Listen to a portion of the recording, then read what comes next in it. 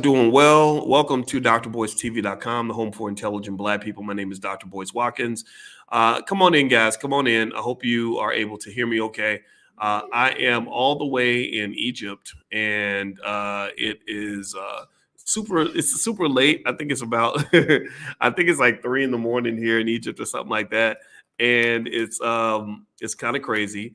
Anyway, come on in. Come on in. Come on in.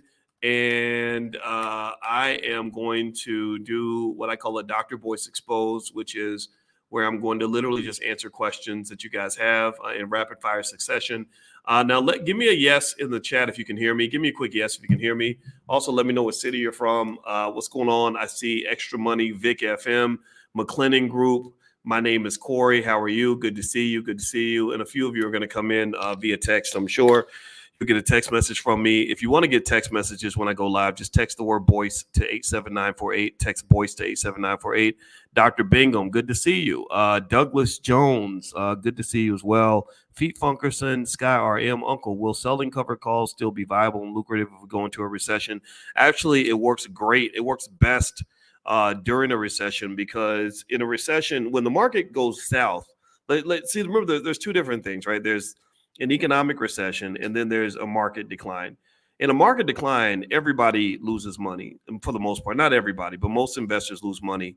It's almost like a rainstorm. So it's going to rain on everybody. The difference is that the people who have umbrellas, they might still get wet, but they're going to get less wet than everybody else. That's the difference there. So we'll talk about that more in a second. And let's see here. BBG says, I heard Egypt was really strict.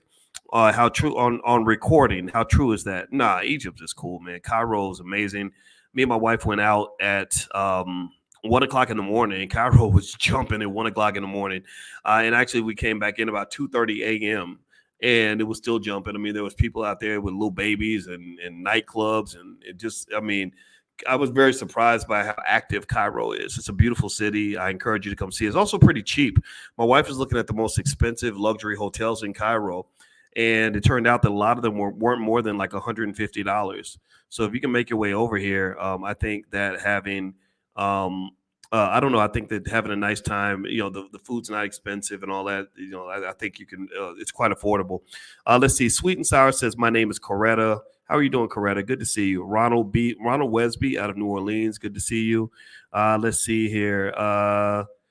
Hey, Be More Real Estate, good to see you. All right, be in the market for the long haul. Yes. Why did they chop off the white nose from the Egypt statue? You know what? I was there today. I actually put some, if you go to my Instagram is Dr. Boyce Finance, Dr. Boyce Finance. And I did put some images of where we ate lunch today at a place that was right near, I guess it's the Sphinx with the nose cut off, or one of them.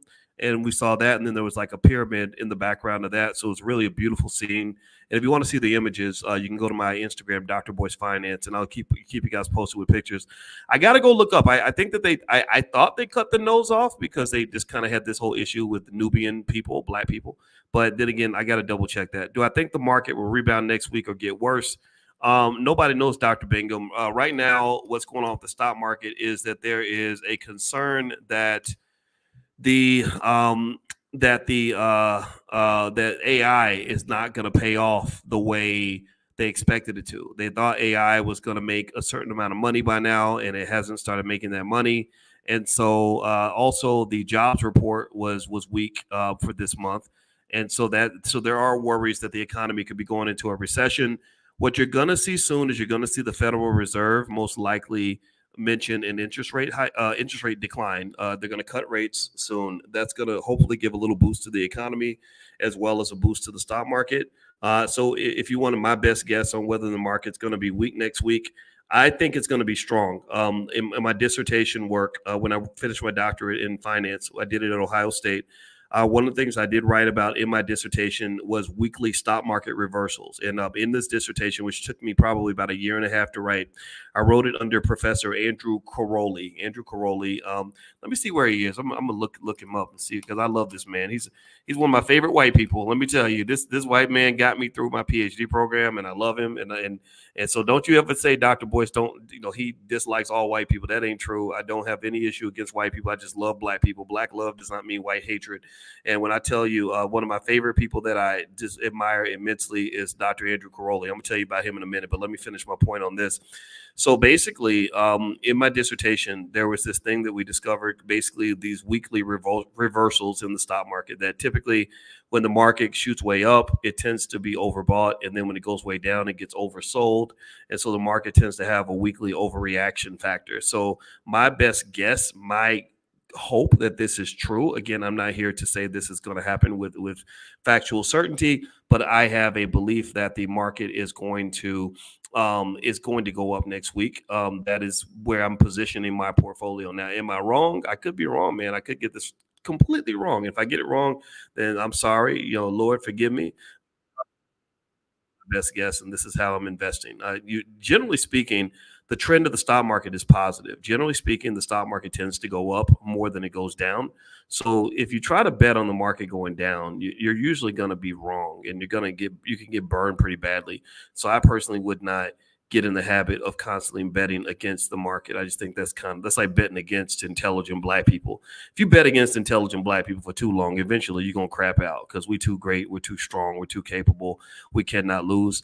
But anyway, let me tell you about this guy, Andrew Caroli. I looked him up on Google while we were talking. I just so I can, if you ever wanted, if anybody ever asked you in a trivia contest, who are Dr. Boyce Watkins' favorite white people, you can say Professor Andrew Caroli. Let me show you. It looks like Professor Caroli is a distinguished professor of management at Cornell right now. Cornell is in my family. My brother got his master's degree at Cornell. He's the Charles Field Knight Dean of Cornell SC Johnson College of It. So he's the dean? Holy crap. No way.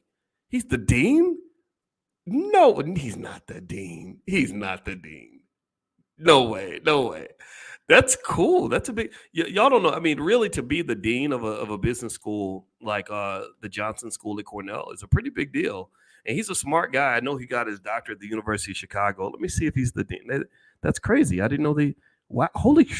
No way. Wait. It says he's the. Okay. It says he's the Charles Field Knight Dean, March 2021 to present. But it says he's the deputy dean and college dean of academic affairs. So I guess he has two appointments. I don't know. Sorry, that was from 2018 to 21. Okay, so he's the dean of the business school. Wow, that's awesome.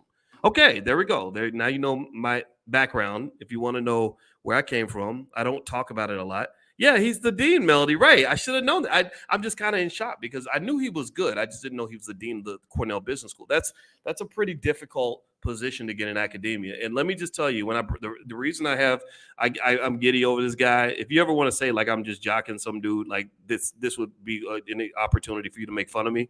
But I have a lot of respect for him because, and this has to do with race and racism. I have a lot of respect for him because he treated me decently in a world where black people just don't get treated that well in predominantly white spaces.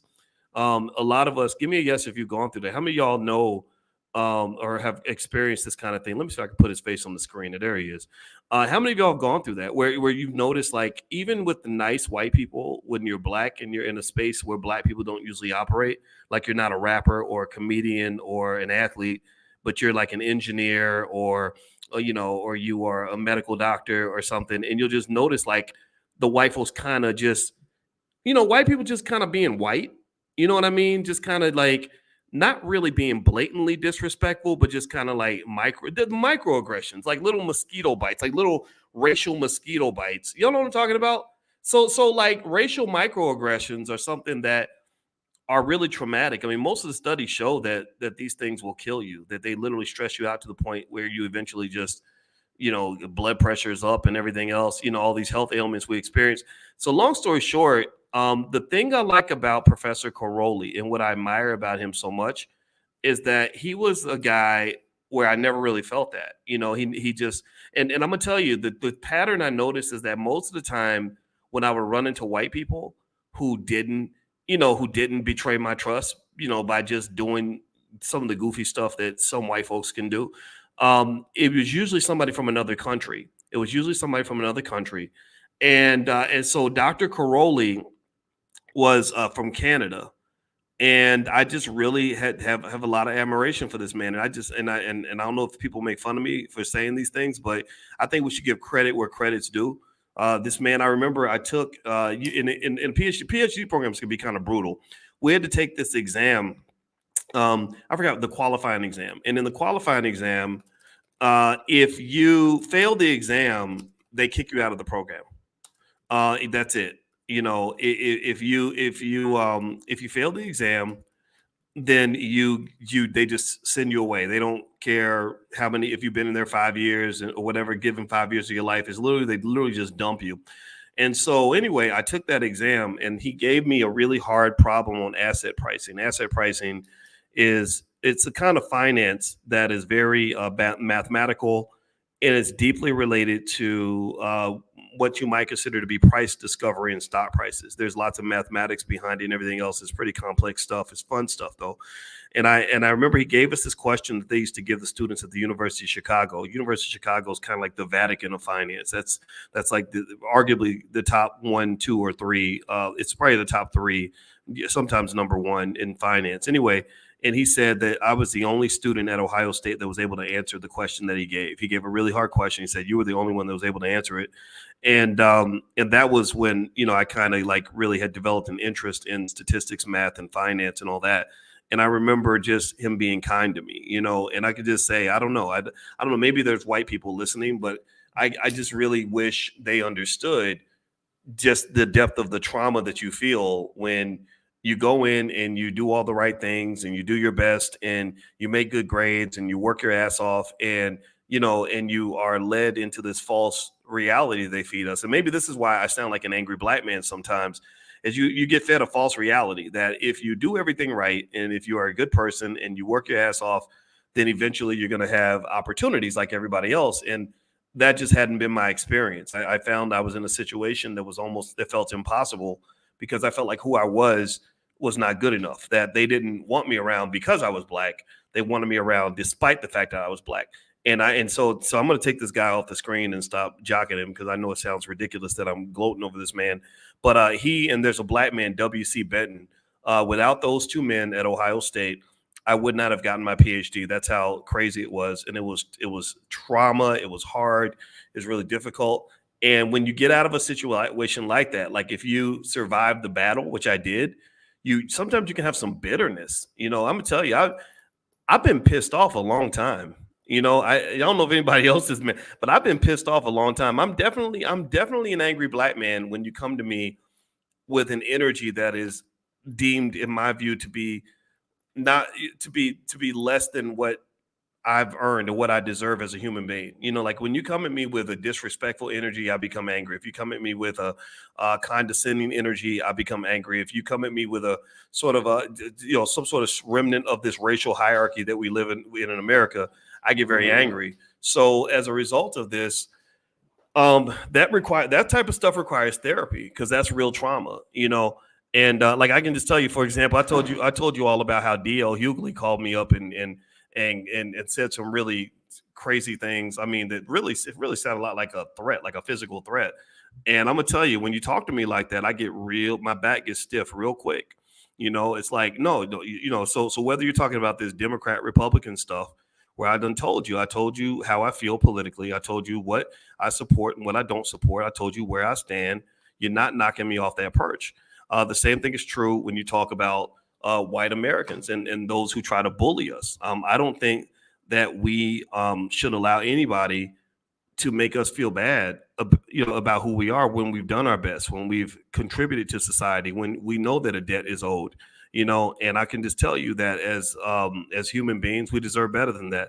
So anyway, so before I get off on that tangent too much, I just want to say that I have a lot of respect for anybody who treats other people with dignity and respect. So, for example, when it comes to politics, I respect anybody, whether you're Democrat, Republican, Independent, or you don't vote.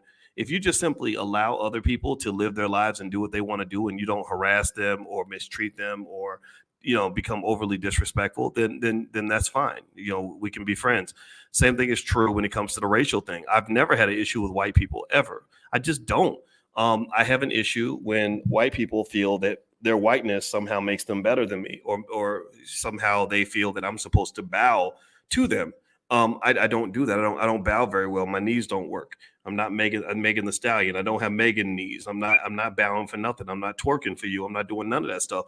So ultimately, there's nothing wrong with that. There's nothing radical about that. And it's so interesting that that I've had people define me as being radical because I simply believe that Black people are human beings and that we deserve the same respect as everybody else. People think it's radical when a Black man or Black woman simply says, "Look, just do treat me like you treat Jewish people." Oh, well, that's radical. That's crazy. Well, what's radical about it? Ain't nothing radical about that. If I say, well, give me what the white man's having. He's having the cheeseburger with the fries. I want the cheeseburger with fries. Well, that's crazy. That's crazy talk. That's crazy talk. Well, why's that crazy talk? Well, you used to me eating chitlins off the floor. Is that have I violated the terms of my Black job? Is my Black job to be your subordinate? Is that what's going on here? And so I think that what you really, when you talk about Black economics and just our struggles as Black people and what we're trying to accomplish, I really think you got to be conscious about the racial hierarchy and how this racial hierarchy plays itself out in so many different ways, and in ways that where we just have become so used to accepting subordinated treatment that we get really angry when somebody comes along and says, "That's not right. That's not fair. You deserve better than that. We deserve better than that." Give me a yes if you agree. Give me a yes if you agree that we deserve better than what America has been giving us. Give me a yes if you understand where I'm coming from. You don't have to agree with me, but let me know you understand where I'm coming from. Anyway, thank you, DDS. I appreciate you, man. DDS is in. He's been a moderator on this channel for years, and every time I see you in here, I appreciate you because you protect the channel very well. And I want to give my apologies to everybody who comes to our Money in the Morning class. Let me just tell you, since I got to Egypt, my head has been spun around. The jet lag has been just kind of crazy. Literally, I'm talking to you all at 3:28 in the morning, and we're leaving at 8 a.m. So that means in 4.5 hours, we're going to leave, and I will have zero sleep because you know why?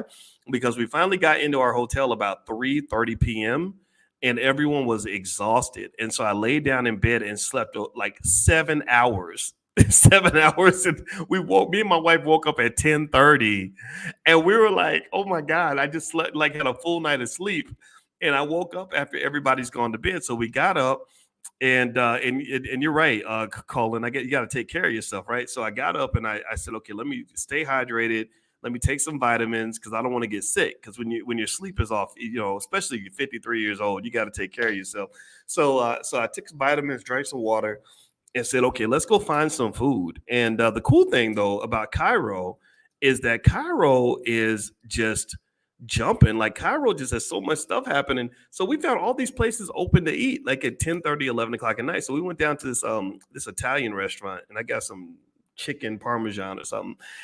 And then we went out and we walked around downtown Cairo at like 1 a.m. And you'd be amazed how many people were outside, and it was beautiful. And we took a little chariot ride on a horse, and the horse was like running all through the traffic, and that was kind of crazy. And I was like, how come none of these cars are hitting that horse? So and then I played my music. I was Bluetoothing like E40 through the little guy's little speaker. So it was just so we were being real ghetto with that.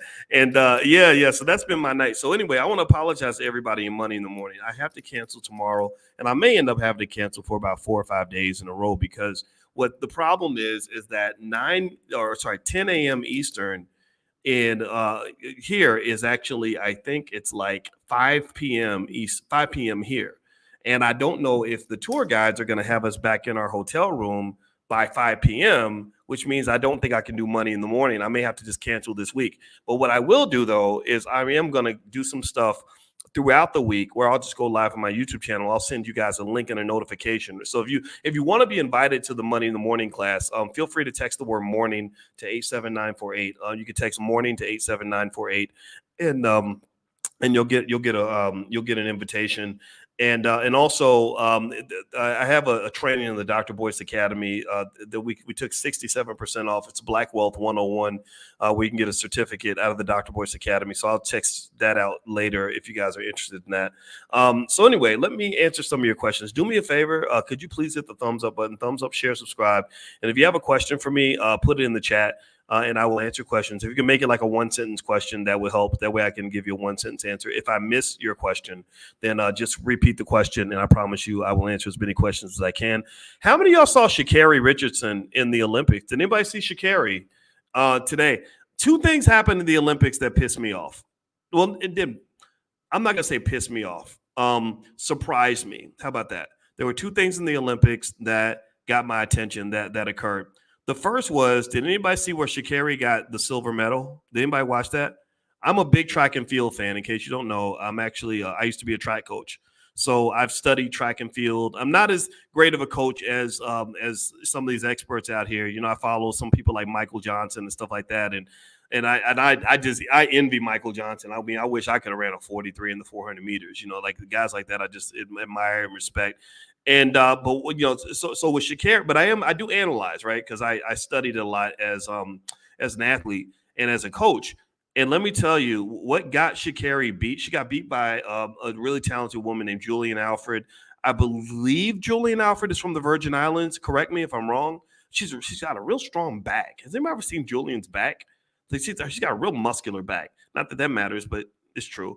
Anyway, so Julian Alfred beats Sha'Carri Richardson, and she basically beat her because Sha'Carri just came out of the block super slow. Her start was just really, really, really slow, and I was really surprised by how slow it was.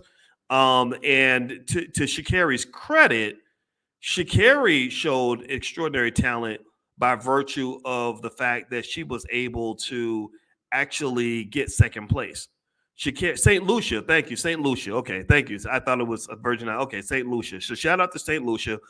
Julian Alfred's she's a talent. I mean, I've been watching her since she was in college. And I think she ran at Texas, and she was amazing at Texas. And so Sha'Carri's start was just horrible. But the fact that she was even able to get a silver medal was pretty impressive because, I mean, I think she might have been dead last or so, or close to dead last. I mean, I was like, what happened, girl? Why'd you get out the blocks? So that was interesting to see Sha'Carri get beat. I did not think that was going to happen because Sha'Carri just had dominated so much this year, and she is the fastest woman in the world. I was also surprised I didn't see Shelly-Ann Fraser-Price in the final. I got to go look and see what happened with her, why she didn't run. Maybe y'all know, and you can tell me in the chat. So that was one thing that was interesting in the Olympics. The other thing that was interesting, this burned me up. Did anybody see Quincy Wilson, the 16-year-old kid who almost made the team, who ran 44.2? He ran 44.9 in the Olympic trials, and then he ran 44.2 in Europe this summer.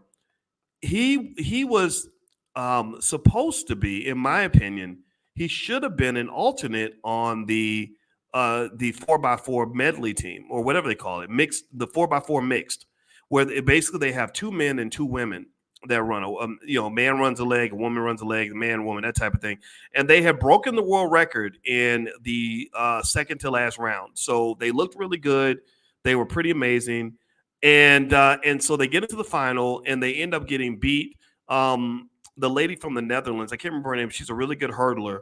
She ended up chasing them down and beating them. And I was really pissed off. I was livid about that because what I did not understand about that relay team was what dumbass coach decided to run the same four people in the semis that he ran in the finals. What idiot decided that we're going to blow everybody out in the semis? Femke Bol, thank you. Femke Bol. She's from the Netherlands, right, Melody? Is that where she's from? What moron decided that it makes sense that we're going to run the same four athletes in the semis that we ran in the finals? We're going to win the semis by 50 meters and then get beat in the finals because Bryce Deadman's legs were clearly tired.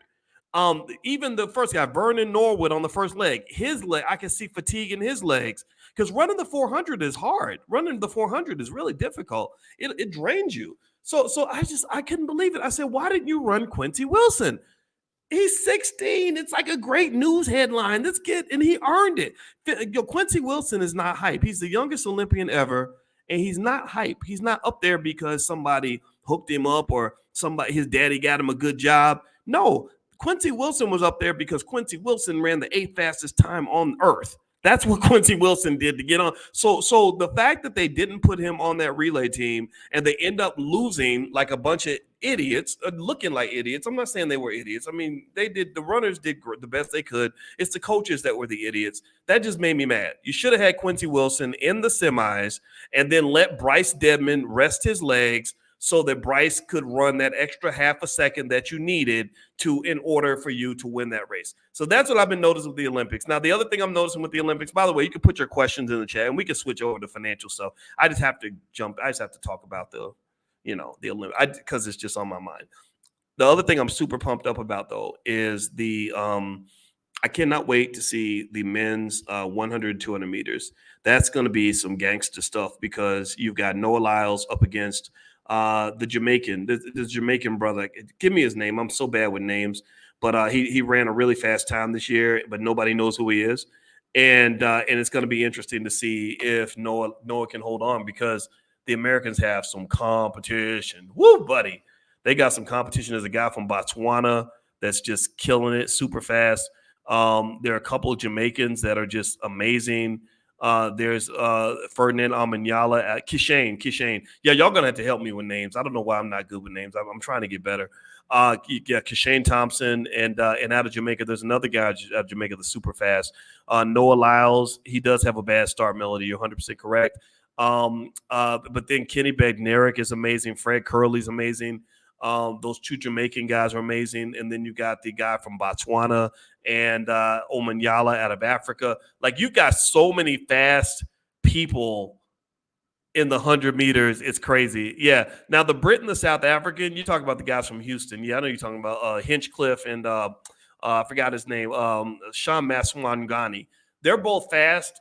I would be surprised if either one of them made the final, though. I think they're going to make the semi. I can't see them making the final because I don't think they have the speed to get there. But then again, you never know. Hinchcliffe is pretty amazing. So yeah, so watch the men's 100 final. It's going to be pretty crazy. And then the men and the women's 200 is going to be pretty awesome too. All right. Anyway, so by the way, if you guys have any questions on other topics, I thank you for letting me get my Olympic taste out. Like, I have a little bit in my mind as far as like what's going on there, and I wanted to talk about that, but y'all didn't come here to hear me talk about that. We could talk about a lot of other things. We could also talk about what's going on with this market. Do me a favor, hit the thumbs up button, thumbs up, share, subscribe. My name is Dr. Boyce Watkins. You're watching drboycetv.com, the home for intelligent Black people. And also, if you want to get a copy of my book is called The 10 Commandments of Black Economic Power. You can go to drboycebooks.com. That's drboycebooks.com. And don't forget the All Black National Convention. If you want to get together with intelligent Black people, the All Black National Convention is going to be October 25th through the 27th. And just like this sold out trip that we're having in Egypt right now, usually the convention is sold out, full of super smart, intelligent Black people. And we get together, we solve our own problems. We get together and we hear from experts of all walks of life. We hear from the therapists, the medical doctors, the attorneys, all the people in the Black community, the teachers, the counselors, the activists, the mothers, the fathers, everybody that cares about our community, that realizes that nobody else is going to solve our problems. This is for you. This is why we created this convention, because when people ask me, are you going to vote Democrat or vote Republican? I just tell them I'm voting for Black people. And it's no disrespect to your favorite Democrat or your favorite Republican. But when both the Republicans and the Democrats have made it clear that they're not going to do anything specific for Black people, my question then becomes very simple. It is, well, who's going to do something specific for Black people? Who's going to, because think about it. I mean, people spent a lot of years doing things specifically to Black people. Tell me if I'm lying. I mean, did they not specifically enslave you? Did they not specifically take your wealth? Did they not specifically make sure that you didn't get opportunities for certain jobs that other people did? Did they not specifically exclude you from all the economic advancements in this country? Did they not specifically decide to put crack in South Central Los Angeles and Black communities everywhere? They did a lot of things specifically to you, but they won't do anything specifically for you. Am I the only one who thinks that that's weird? I think that that's crazy, that they did all these things specifically to you, and they're doing things specifically to you now. They specifically exclude you from economic opportunities by boycotting your businesses. They specifically boycott Black businesses. So if you're going to specifically do things to us, how come you can't specifically do things for us? And why is it that we somehow feel that it's radical and crazy to expect that? And so just call me the crazy Black man then, whatever. That's what I'm going to have to be then. And so, long story short, the All Black National Convention, and we've done these events all around the world. We had a sold out house in London because there are Black people, concerned people all around the planet who want to do things specifically for the Black community. And I'm not talking about anything grand or unrealistic or crazy. I'm talking about simple stuff. Simple stuff. Like how do we make sure that our children have assets so that they don't have to go sell themselves into slavery and get buried under student loans and have a job that they hate that gives them so many microaggressions so they have to drink themselves to sleep every night when they're 29 years old. How do we make a plan for that?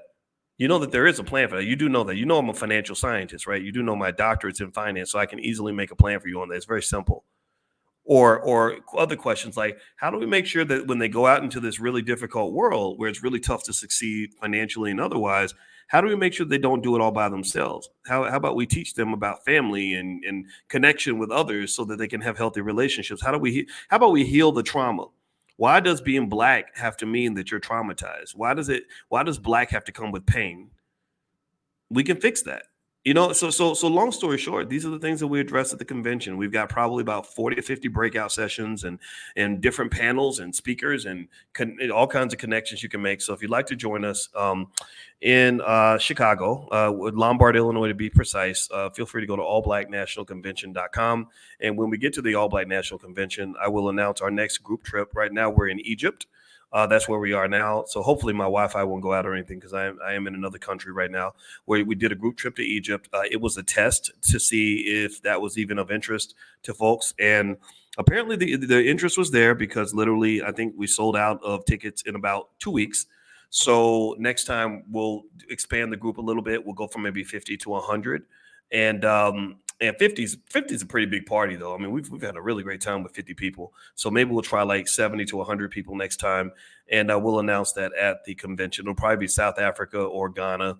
I got to go talk to Jay Cameron, who organized the trip, and see what he thinks. All right. So feel free to put your question in the chat or a comment. And now someone's asking about Nvidia. Is Nvidia under investigation? Is that what somebody asked? Let me see if I can find out about this Nvidia investigation, and we could talk about that. Hit the thumbs up button, by the way. Okay. Antitrust probe into their sales practices. Ooh, buddy. Let me check the stock price here. Let me see what Nvidia stock did. Yeah, well, this is interesting too, because this is one of the things that's actually driving the support that some people are giving to Donald Trump. Is they feel that the Biden administration is too quick to enforce antitrust laws. I actually support that. I actually agree with that. I actually think that antitrust laws need to be enforced a little more readily. But what happens is when you try to enforce them, you're going to have a lot of tech companies and Silicon Valley people using their billions, if not trillions of dollars to support various politicians who are going to take the heat off. So Donald Trump, being a businessman, excuse me, that he is, and to some extent being a corrupt businessman, I think Trump has been corrupt for a long time. It doesn't mean you can't vote for him. I believe that the whole system's kind of corrupt, but there's varying degrees of corruption.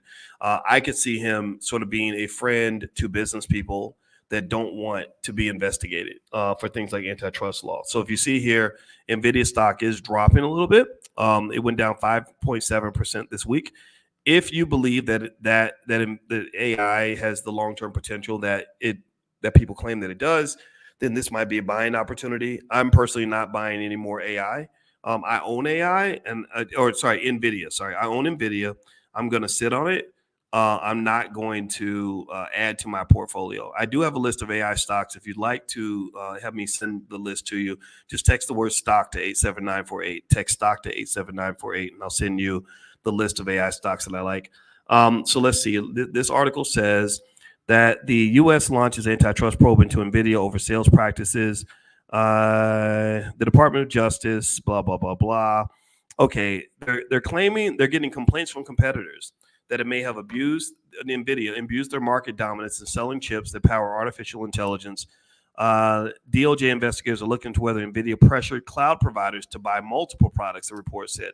Citing people involved in the discussions, the investigation is also looking into whether Nvidia charges its customers more for networking gear if they want to buy AI chips from rivals such as Advanced Micro Devices and Intel. Okay. The company did not comment on the report, but said it would provide any information. We compete based on decades of investment and innovation, scrupulously adhering to all laws, making NVIDIA openly available in every cloud and on-prem for every enterprise, and ensuring that customers can. Okay, yeah, of course you're going to say that. The DOJ did not immediately comment. The report said that investigators have reached out to several of NVIDIA's competitors to gather more details. U.S. progressive groups said Senator Elizabeth Warren has pressed the DOJ to investigate NVIDIA over competition concerns. The groups, which oppose monopolies and promote government oversight of tech companies, among other issues, took aim at NVIDIA's bundling of software and hardware, a practice that the French antitrust enforcers have also flagged as they prepare to bring their own charges. Okay. All right. So here's what I'm going to share with you all. Pull out your pen and your paper because I'm about to give you a profit alert.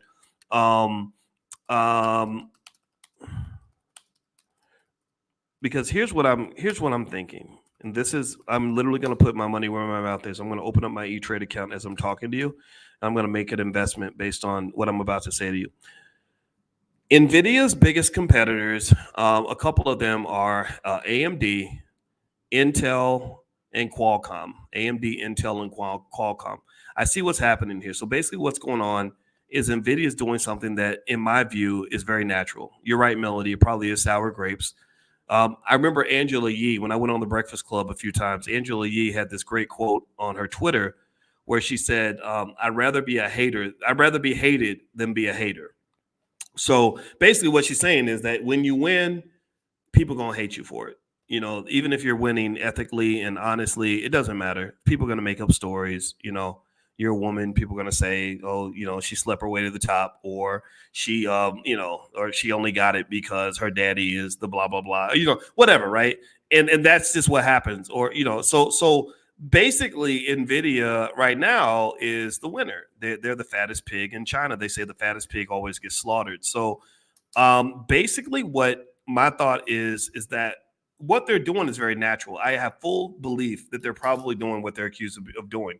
And what they're basically doing is they're saying, look, you really want this product over here, but to get this product over here, you got to buy these other products over here that you may not want as much. Like boxing does it, right? Every time you watch a Floyd Mayweather fight, tell me if you've noticed this, whenever there's like a Floyd Mayweather fight, there's all these undercard fights that you didn't even want to watch, that they just tack on to the main event. The main event is the draw. The undercards benefit from the presence of the main event. So the same thing can be done in business all the time. People will say, okay, this is the product that you want, but to get the product that you want, you also got to buy these other products that you may not want, right? So I think that what NVIDIA is probably doing, accused of doing, and they're probably doing it, I ain't gonna lie, I think that they're doing it, is bundling products that are harder to sell and using the high demand products to generate demand for the products that customers don't want as much, like sort of forcing the customer, like, hey, if you want to be down with us, if you want this thing over here, you're going to also have to do these other things for us. And then also, I think, and this is where they're going to get in trouble for antitrust violations, which is the type of economic bullying, punishing their customers for buying from anybody else, like basically kind of implicitly saying, well, you could buy from whoever you want, but it's going to cost you 20% more, and you're going to get put at the back of the line for this other thing that I know that you really want. So, and this happens a lot. I was talking to you all the other day about Arsenio and how Arsenio, one of the things he had to contend with when he created the Arsenio Hall show is that Johnny Carson had a monopoly on nighttime talk or whatever they call it. And so what Johnny Carson used to do is he would tell the guests that if you go on Arsenio's show, you cannot come on mine, right? So that would cut a lot of A-list actors from coming to the Johnny Carson show or coming to the Arsenio Hall show because they're like, well, we want to come to your show, but we can't because Johnny told us that he won't invite us. And he did that to Joan Rivers, and that's why the Joan Rivers show ended up dying. He did that. I think he did that to Pat Sajak and a lot of people. And so basically, I can see NVIDIA doing that, right? So my belief, and I'm going to make investments to this extent right now that are going to be active when trading opens on Monday.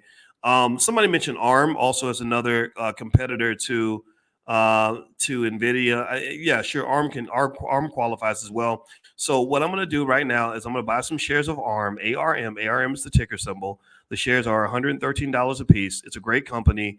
If you believe in the AI boom and you believe AI companies are going to continue to prosper, then ARM would be, in my view, a great place to put money for the next 5 to 10 years. Again, this is not investing advice. This is just me telling you what I'm about to do with my money, and I'm about to literally buy me some ARM on E-Trade right now. I buy it now, and I just made the purchase right now. Okay. Another one I like is AMD. I'm going to buy some AMD. Okay, so AMD is another company that I think could benefit. Now, the thing about that, though, is that if Trump gets elected, Trump is probably not going to enforce antitrust laws the way the Biden administration did. So the chances are Nvidia stock will probably benefit if it starts to look like Trump is going to get elected. And so AMD is 132 per share. Let me grab a few shares of AMD. All right, so it's the weekend, so I can only do limit orders, but that's okay. I'm going to do one now, and it'll be activated on Monday. Okay, so there we go. All right, so yeah, so other NVIDIA competitors, Intel, Qualcomm, Apple and Samsung are also competitors, but I'm not so sure about Apple. I'm not a big fan of Apple. So there we go. So I did that with you guys here, not just because I was sharing this with you, but also because I want you to get, what's the word? I want you to get in the habit of investing for yourself consistently and investing for your family. Like the same way you eat lunch or go to the bathroom or go to work every day, you have habits in your life. I want you to think about 3 things that you do every day that you don't even think about. 3 things that you've been doing for at least 10 years. One of them might be getting up and going to work every day. Another one might be you eat 3 meals a day. Another one might be going to bed every night, right? And then let's say another thing, and then think about one thing that you do every month, like you pay your cell phone bill every month, and you've been paying it on time ever since you had a cell phone, right? Because some of y'all got good credit. Congratulations if you do. I've had bad credit before. My credit's better now. I think I'm around 7 or something. I don't know. I don't keep too close track of it because I'm not interested in getting a whole lot more debt. But you get these habits, right? You get these habits where you do these things consistently. You create these annuities for other people, or you have these accumulation processes where you're doing the same thing over and over and over again. Well, that's all investing is. That's all wealth building is. It's forming a certain type of habit of doing something just all the time, regularly, without even thinking about it, that is going to give you a long-term benefit. So the thing that I want you to form the habit of doing that's going to give you a long-term benefit is buying those shares of stock. So the reason that I went ahead and bought that stock while I was talking to you is to show some of you who've been afraid of it, who are overthinking the process, that I don't really need you to do that. I don't need you to think about why you're not going to invest. Like, don't talk yourself out of it. I need you to talk yourself into it, because when you're wasting time, you're really wasting opportunities. The word poor stands for passing over opportunities repeatedly. So every time I see a 28-year-old or a 32-year-old who says, gosh, it's so hard out here. I can't afford to buy a house. My student loans are killing me. I hate my job. I'm stressed out every day. I literally sit back and I think, gosh, none of this would be true if you'd had a parent who formed the habit of investing for you consistently when you were born. Because even if they had randomly, even recklessly just bought you shares of stock in the S&P 500, like even if they had just went through the S&P 500 and just invested like the monkeys did in that experiment I told you about, and literally just bought any stock that came to mind that was in the S&P 500, if they'd done that consistently, you would have enough money that you don't actually have to work for anybody. And I just really need you to get that brainwashing out of your head. Get that out of your skull. This nonsense that everybody's got to go to some horrible job, that everybody's got to have a boss, everybody's got to be told what to do. Do y'all know that before capitalism and before the Industrial Revolution, most people didn't have that kind of lifestyle? Most people were not slaves to the corporate plantation before the Industrial Revolution. So when they started, when capitalism was kicking in, and then you mix that with manufacturing, then suddenly everybody's got these jobs and they're spending all this time with their boss that should be spent with their kids. So this is not a natural way to live. There's a reason why people are stressed out. unhappy, unhealthy, mad all the time. I put something up on my Instagram actually that's kind of funny. It was a video of a cat who was like driving to work and he was really pissed. He was a pissed off cat. He was really angry. Um and he was driving to his dream job. Let me see if I can find it. And it was playing the song "Move, Bitch, Get Out the Way." Yeah, here we go. Let me show you. Yeah, I thought this was kind of funny. I shared this today. My Instagram is Dr. Boyce Finance. Let me show you all. I assume you can see it. So that video of the angry cat like driving to work and he's on his way to the job that he prayed for. My thought is this: if you're talking to God and you're praying for the thing that you dream of the most, why would you waste that praying for a job? I mean, isn't there anything better you could pray for than a black job? Or maybe you could pray for some good sex, or pray for some happiness, pray for some wealth, pray for some freedom.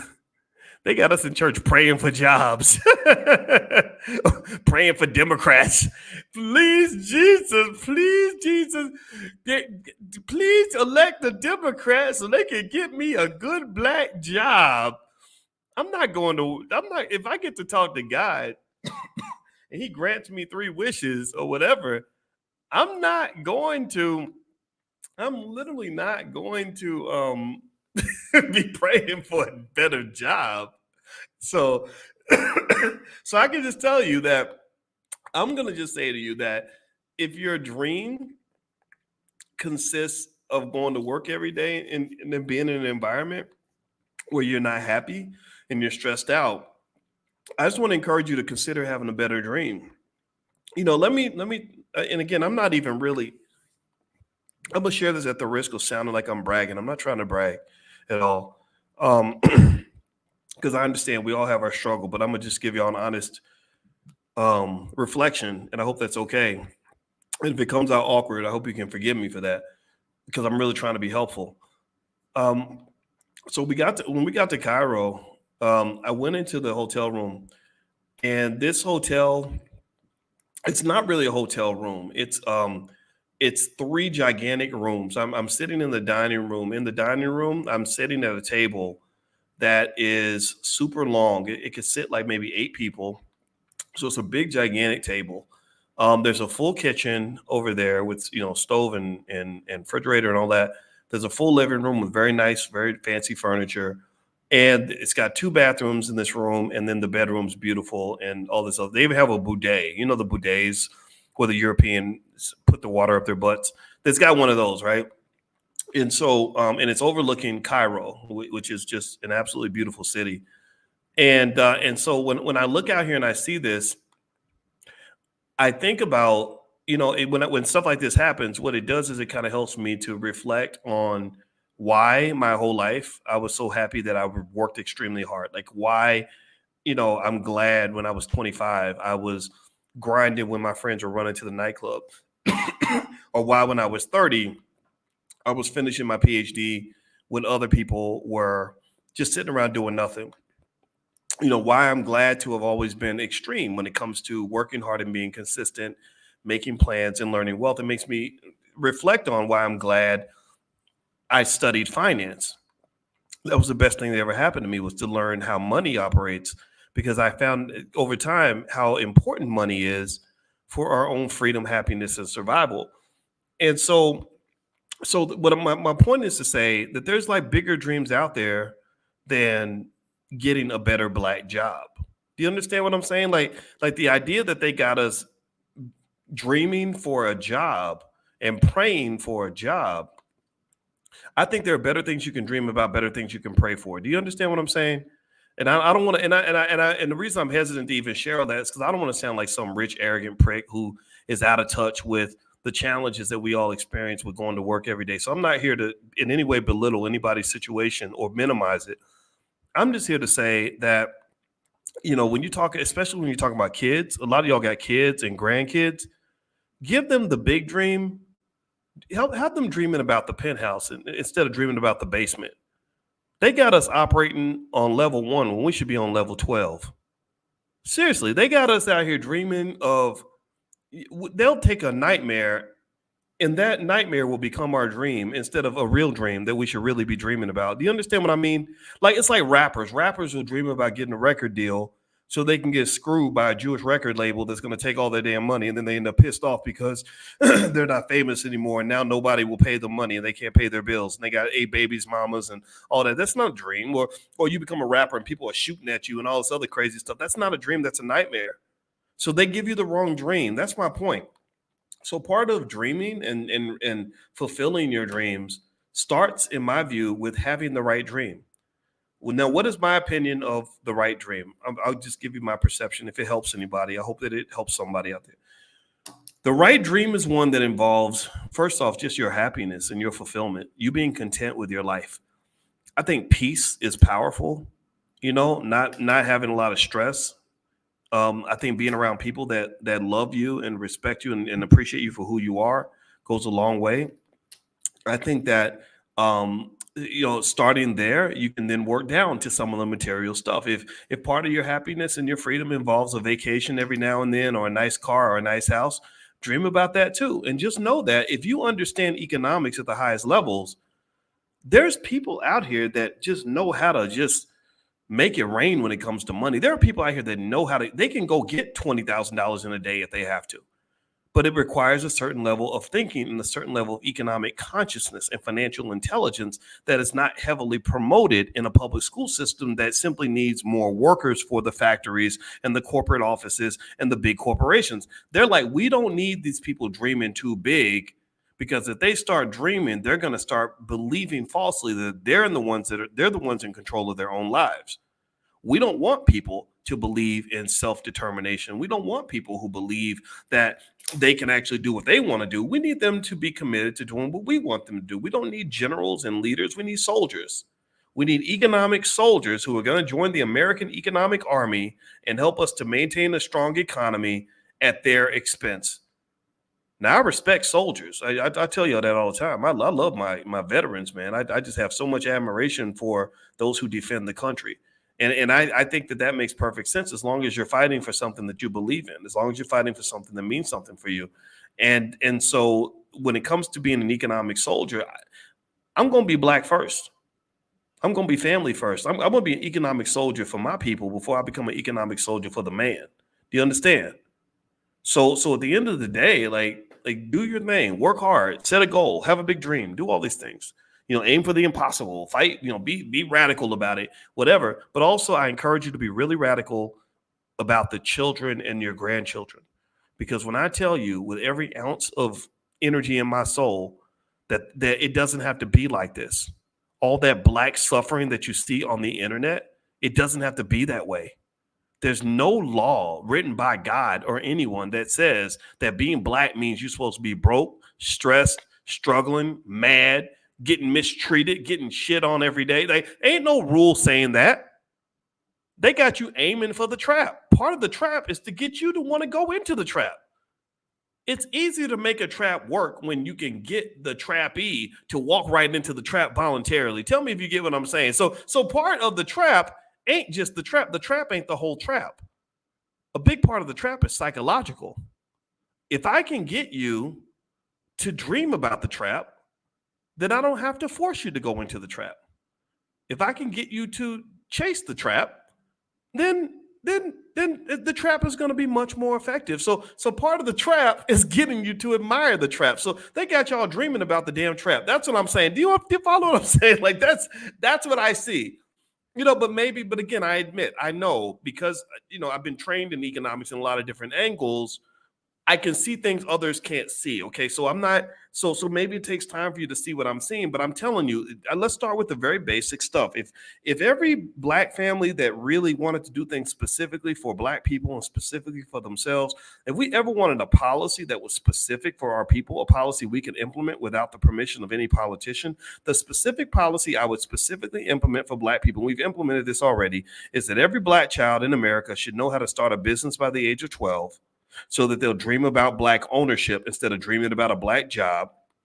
And then number two, every black child in America would desire to be an owner and not want to be a renter. If you have to be a renter, renting should be temporary, but you graduate to ownership. So we talk about graduation in terms of high school diplomas. We talk about graduation with college degrees. We talk about graduations with pieces of paper that white people give you so you can get another job working for a white man. No, graduation to me means when you elevate your thinking from renter to owner. When you make that jump, you graduated. You've now graduated to the other side of wealth, where now your effort is going to accumulate in a direction that benefits you instead of accumulating in a way that benefits other people.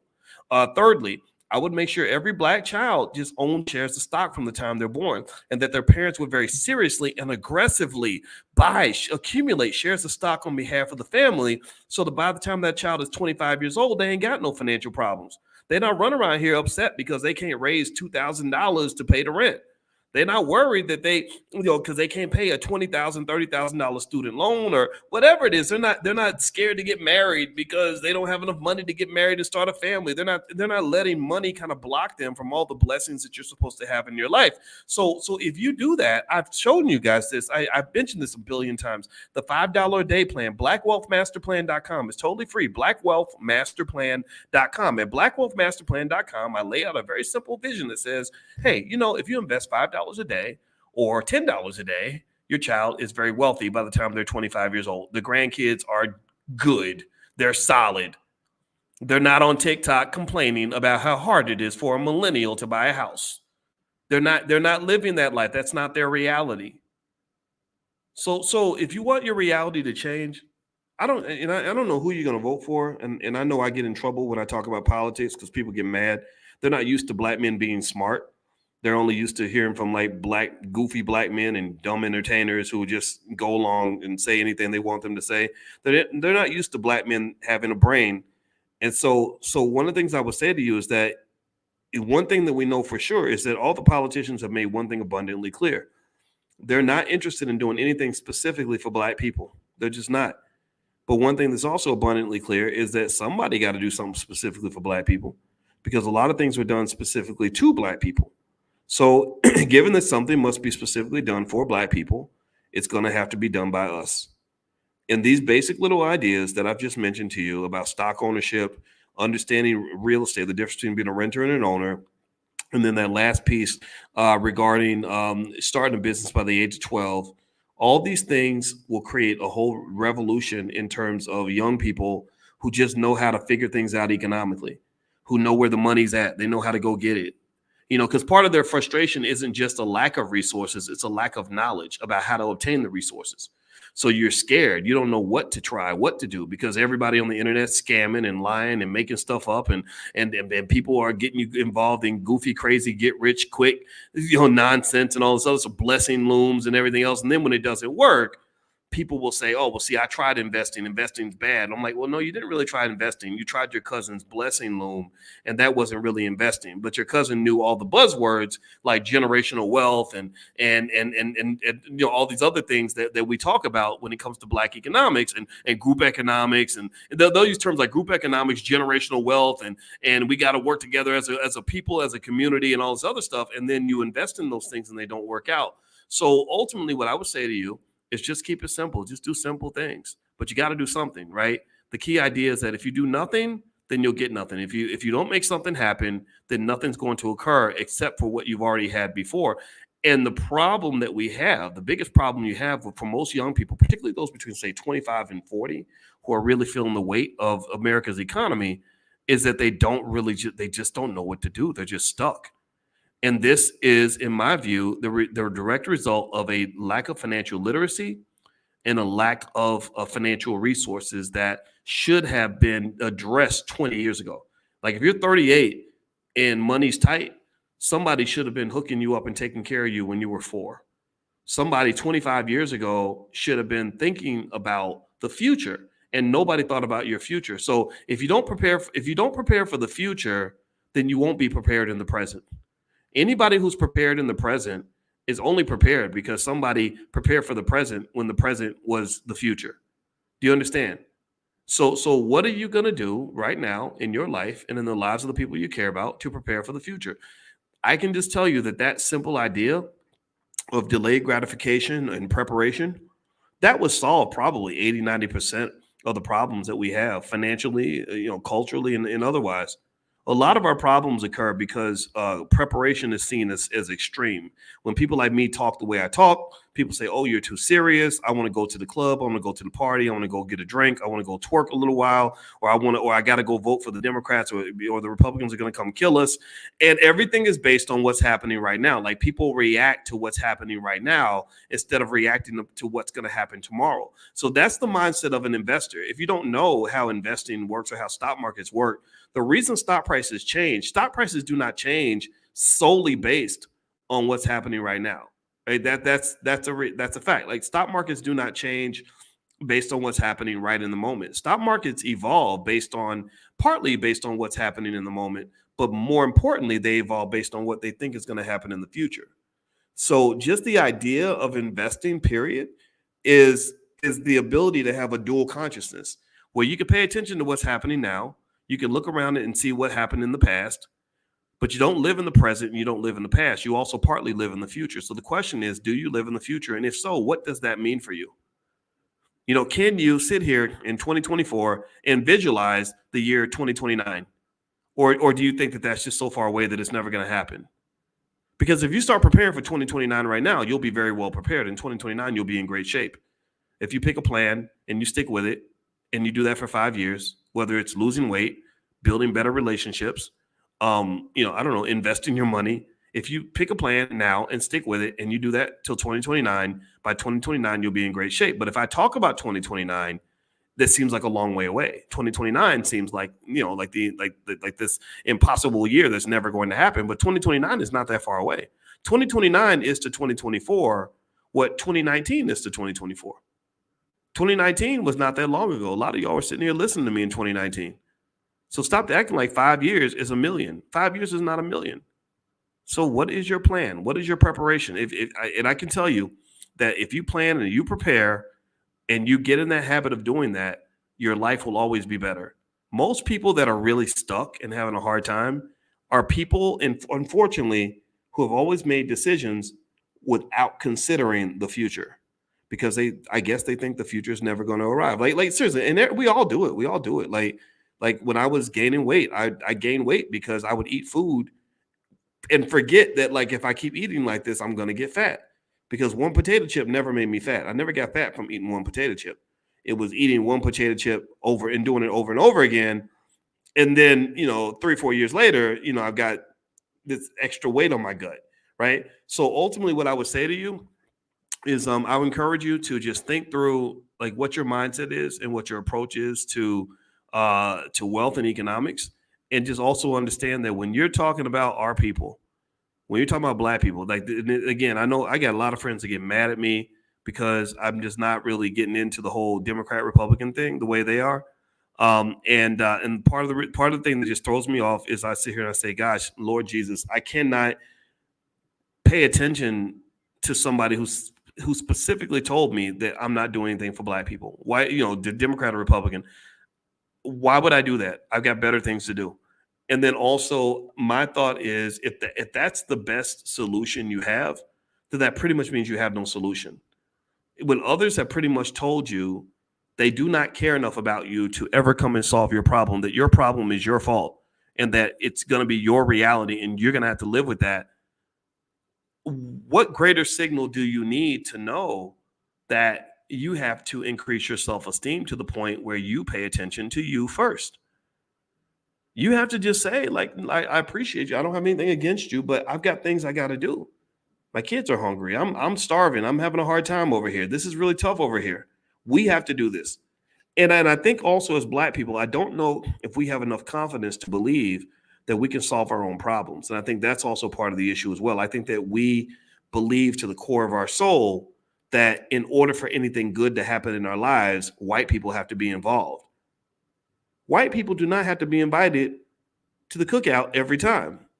Like, there's no dogma for Black achievement that says that Black achievement can only occur under the blessings of a white man. There's nothing. We don't need white media to acknowledge it. We don't need to get Oscars and Grammys and other fake awards. We don't need other people to tell us that we're doing a good job. You just need to do it. And the cool thing that I can say, that, I don't want to be overly pessimistic about this. The cool thing that I can acknowledge, though, that is happening in the community is that you've already got millions of people that are doing it. I don't want to sit here and pretend like the whole community's in the toilet. No, the Black community collectively, economically, is in the toilet. Like, we are the economic toilet of America. Like, the Black community is the economic toilet of America, in the sense that everyone has kind of crapped on us. They've taken our wealth. They deny us from opportunities. They kind of make fun of us. They kind of look at us like a bunch of crazy idiots, and don't have a lot of respect for us. But there are Black people and Black families that are doing extremely well. I know a lot of Black people who have over $1 million in their bank account. I talk to them every day. I know a lot of Black folks who have children that are doing amazing things. I got some of them on this trip. One couple, I know them. I see them. They got one of their children just finished school in NYU. The other one is doing something amazing in Hollywood. And so there are Black families that are just getting it done. And what I love about that is they understand just this basic reality that if we want certain things to get done at a certain level, we're going to have to be the ones to really reignite Black excellence in our community. We're going to have to be the ones to create that. Like, Black excellence is something that can only be manufactured by Black people. Black excellence has never been manufactured by a white public school. There's never been a white public school in history that's ever manufactured Black excellence. So if we don't build the school, then Black excellence will not be born. It will not exist.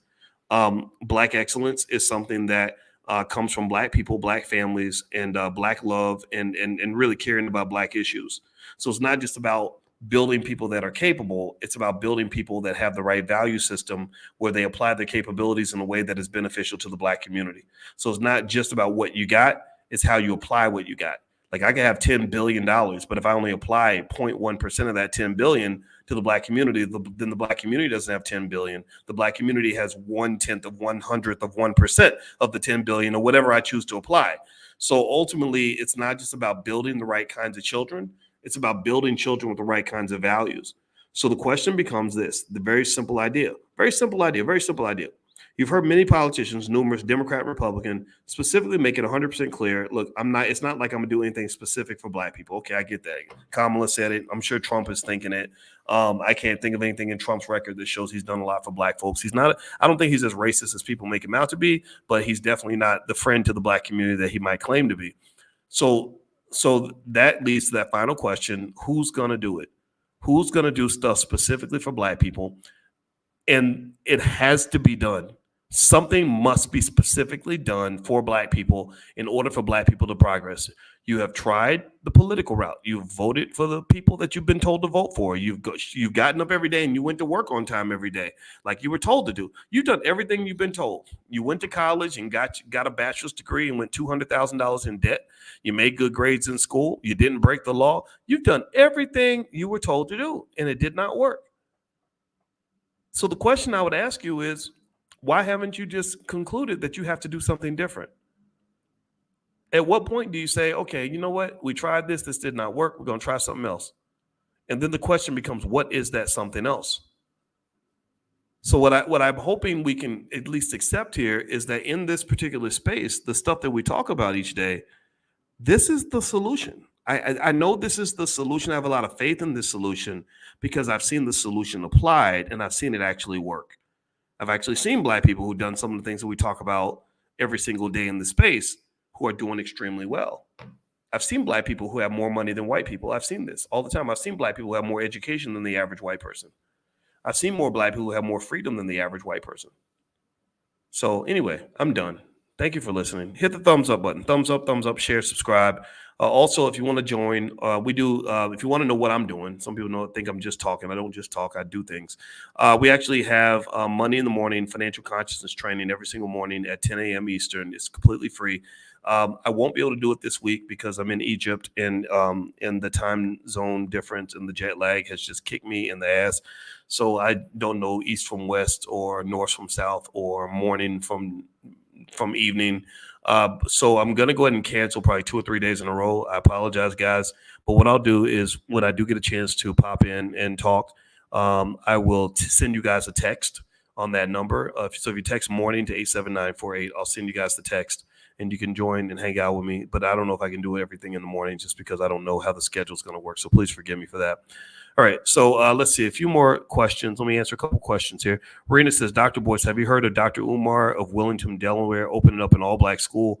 Yo, yeah, I've known Umar for a long time. Umar knows me. I can't say we're the best of buddies. It's more so on his part. Umar has been very upset with me for a long time, since 2015, I think, because I questioned the school way back then, 9 years ago. I said, I gave money. I think I gave $25, so I didn't give a lot to the school. But I remember making a point that I still stand by, that part of the reason that Umar School did not get built is because Umar is not exactly a great team player. He's not really good at building the kinds of teams and infrastructure and going through the humbling process of working with others that helps you to actually get projects done. And so as a result, he's collected a lot of money, and the school just never got built, and it became kind of a laughing stock of the Black community, kind of like this ongoing joke. And so you got to remember, though, that you do have the loud, flashy people that are the great speakers that you're going to see on the Breakfast Club. And we might be tempted to only pay attention to those people. But just know there are a lot of people who are quietly doing the work. There are millions of teachers that are quietly doing the work.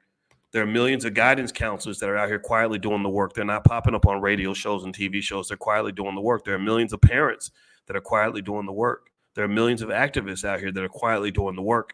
And so as much as we might be tempted to pay attention to the bright, shiny Negroes that we see on TV shows, and I'm not discrediting what Umar says, sometimes he says things that actually make sense, and I don't disagree with him on everything. But at the same time, I think we should really understand our true leadership are the people that are quietly doing the work. So basically, there are people like Marcus Klein, who built Freedom Home Academy with his bare hands, and that school has been operating for many, many years. So I gave money after I gave money to Umar School. Again, I didn't give a lot because I'm not real good.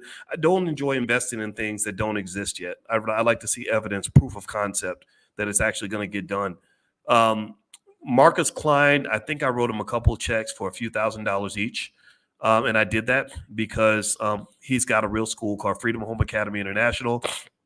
And he doesn't spend his time on YouTube giving speeches or going on TV shows. Marcus Klein spends his time educating kids. So that's why I wrote the check for him. I gotta reach out to Marcus and give him more money. I gave money. My wife and I gave a few $1,000s to a Black Achievers organization in Louisville, Kentucky, because they were responsible for helping me get my first scholarship, because they're quietly doing the work. I gave several $1,000s to King Randall in his school in Georgia, because King Randall is a humble man who's not caught up in the Democrat-Republican stuff. He's quietly doing the work. He's got children in his school. He built a whole school. He's actually got it done. I know King Randall and his mother very, very well. I've also written some checks to Angie's House in Louisville, Kentucky. Sorry, not in Louisville. I'm sorry, not in Louisville. They're in Atlanta. There's another house in Louisville that I did give money to. I can't remember the name of it, but it's a place for single Black women who get cancer and don't have anybody to help them. And I got to go find the name of it, but I did send them a donation. And that's, they're quietly doing the work. Angie's House in Atlanta, run by Angela Stanton King. Angela Stanton is pro-life. She doesn't believe in aborting Black babies. She has a big issue with that. So Angela, what she does is she takes the next step that most Republicans don't, which is she provides a house for mothers and their children to live in. So I've written several checks to Angie's House. I wish I could write more, and I'm going to keep trying to write more, and I'm going to keep trying to help her raise money, because at some point we've got to do the heavy lifting for our own community. Stop waiting for charity. Stop waiting for other people to do things for ourselves, for us that we can do ourselves. So if you want to know the things that I want to give to, and I've given to a few other things, but that's some of it right there. Okay, can you talk about Constance Carter's real estate program and why should we spend $3,000? I think this amount is costly, even though the program sounds beneficial. Well, Susan, that's a personal decision. I can say that, when I was at Syracuse University, it cost about $70,000 a year for students to learn at Syracuse, and a lot of the students that I had at Syracuse are still in student loan debt. They never got out of debt. So in the Black Business School, we do a lot of things for free. And if that is more of a fit for your budget, we have plenty of free things, like Money in the Morning, 7 days a week is 100% free. And I know a lot of people have gotten a lot of benefit from that. We also have a couple of other things that are free. We can't do everything for free because we are a business. And the thing about a business is that you have people on the team that have to be paid. You have expenses that are insanely high. When you're trying to build an institution, like the Jewish community knows, when they build an institution or a university, they're writing checks for millions of dollars.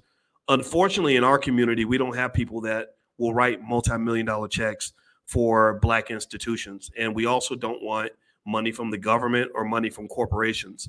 So what we do is we do charge a fair price. And our agreement with anybody that does anything in the Black Business School is simple. If you don't feel like you got at least twice as much value from that training or from that club, that group, that curriculum or whatever it is we put together for you, that coaching, the expertise, where we've got experts that have been doing this for 20, 25 years. If you don't feel like you got at least twice as much value from that, then just let us know and we'll give you your money back. We do not want you to invest in us unless you feel that we've adequately invested in you and you've gotten your money's worth. That's the best that we're able to do. We can't do everything for free. And it's really, really difficult to build an institution in a community where the charity mindset is so prevalent. We tend to wait for white people to build our schools, and then they build our schools and they educate us in the wrong way. So freedom isn't free. There is a cost attached to it. Most institutions that get built, they have, $100 million endowment or something like that, or $1 billion endowment. We don't have any of that. So that's why we have to charge a fee for things, because Constance Carter has been doing real estate for over 20 something years. And when you're bringing in experts of that caliber, you've got to make sure that they're compensated, that their team is compensated, stuff like that. So that's the logic in terms of how we structure things in the Black Business School. But if that does not work for you, then I completely understand. But for those of you who understand that, who get it, feel free to take a look. It's B1 Real Estate. I don't know the URL, but if you are interested in joining Constance class, I think that they closed enrollment for now, but you can check to see if the enrollment's still open. You can email support@theblackbusinessschool.com, support@theblackbusinessschool.com. All right, let's see here. Can you speak on reparations? I think there's not much to say, GMB. I think that reparations are owed. We deserve it. They need to pay up. That's important to me. If they don't pay up, then they're not going to get my vote. I also think that the number should be in the magnitude of $14 trillion. I think that part of the reason that they will promote a Black person from another country in America before they'll promote an African American, let's say a Black man with a Black wife or a Black woman with a Black husband who is a descendant of slavery, they avoid people like that because we remind them of the debt that is owed. We remind them of the abuse that they've done to us. We remind them of the part of American history that they want to forget. So, before you assume that this other Black person is representing your interests, I encourage you to just remember that you have a $14 trillion debt that's owed to you, and you can't relinquish that debt because they gave you something that made you symbolically feel good. You can vote for whoever you want, but that reparations conversation needs to stay on the table. Let's see here. Be careful. You're in a risky part of the world right now. Yeah, Nathan. I agree with you. It is the Middle East, and I did think about that. So far, so good. Let's see how it goes. That's all there is to say about that. We were given a lot of assurances that things would be safe, but then again, you never know until you know. So next, let's see. Zarian says, Dr. Greg Carr is in Egypt as of last night. Be nice if you guys can meet. Yeah, I met Greg Carr years ago. I haven't seen him for probably like 15 years, but when I met him, it was all love. I like the guy. I have nothing against Greg Carr. I don't know much about where he stands on all his politics and everything, but I know he's smart and he's a good dude and he has a lot of energy, and I appreciate him a lot. Let's see. Rena says, Dr. Umar teaches parents about the school system, putting our children in special ed and having them on medication. Yeah, I think he's 100% correct about that. I think he's right. They tried to put me on medication. There are other experts out there that do the same thing, though, and that's without all the extras and the shenanigans and stuff like that. So I know that we like people that sound good, and Umar sounds great when he talks. But I also encourage you, show some love to all the other educators that are out there that are trying to do the same thing. I don't think that we should always have to be entertained in order to hear a message. There are thousands of educators who are saying similar things. They just don't have the platform. So give them, pay attention to those individuals too, especially the ones that, unfortunately, like sometimes when you get internet famous, it's easy to get caught up in this culture, and so sometimes with a lot of our men that get opportunities, I don't know, it kind of becomes like a weird thing where people want to be like rappers and stuff, and I just hate that. It drives me crazy. You're not a rapper. If you're an educator, be an educator. Come on now. A. Garvey says the real estate class is open until 11:59 p.m. tonight for enrollment. Okay, great. So there we go. There's the information. Let me think here. I wish I had I don't know if I have the URL. I think I want to say it's like B1 Real Estate Mastery. Let me see. B1 Real Estate Mastery.com. Let me see if that's a wild guess. Let's see if that takes, it's the right URL. There we go. So yeah, B1, I'll put it on the screen so you guys can see it. But yeah, if you want to take a look at what Constance is doing in the real estate, Constance ran the largest Black-owned real estate firm in California. And she's an absolute beast when it comes to real estate. And just I'm super proud to work with a smart Black woman. And she's joined our faculty. So it's a real honor. So let me give the URL, b1realestatemmastery.com. So the special discount that she's offering, you can get access until tonight at that URL. There it is, b1realestatemmastery.com. Be the number one realestatemmastery.com. Okay, let's see, more questions here. Yes, I know him because I'm from Maryland. You talking about Greg Carr or let's see here. Great session. Thanks for the stock tip. You guys enjoy your vacation. Thank you, Cleto. Cleto, I appreciate that. Thank you very much. And so once again, for everybody who joins us for morning economic elevation training, I am going to probably have to cancel the next couple of days because I can't figure out how I can actually be back in my seat in time to do the classes. So again, what I'll do though is just like today, I'll send you a link to let you guys know when I'm going live, like on my YouTube channel or something, and you can still come in and we can interact. So I apologize for it. I hate disrupting the pattern. That drives me crazy. But anyway, so I'm going to get out of here, guys. Have a good night or good day. Thank you guys for hanging out with me. I appreciate you. And I hope you have a wonderful Saturday. And if you could, please hit the thumbs up button, thumbs up, share, subscribe. And also my Instagram is Dr. Boyce Finance. So feel free to follow me on Instagram at Dr. Boyce Finance. And if you want to do our 30-day freedom challenge, I have a course I put together called 30 Days to Black Wealth and Freedom, 30 Days of Financial Consciousness. And so if you want to do that, you can text the word freedom to the number 87948. And if you text freedom to 87948, you'll get a training every single morning. So that's going to, and it'll be something I guarantee you, it'll give you a way to see economics in a way that kind of elevates your thinking quite a bit. I kind of enjoy talking about money in unconventional ways and really helping you to see how money shapes your life and how to really connect to that so that you can really get to where you want to get to. So feel free to text the word freedom to 87948. Is the stock training still available? That's at the Dr. Boyce Academy arena. And I think you're talking about that Black Wealth 101 certification that I did. I'm going to text that out to you guys. I'll put it in the text list.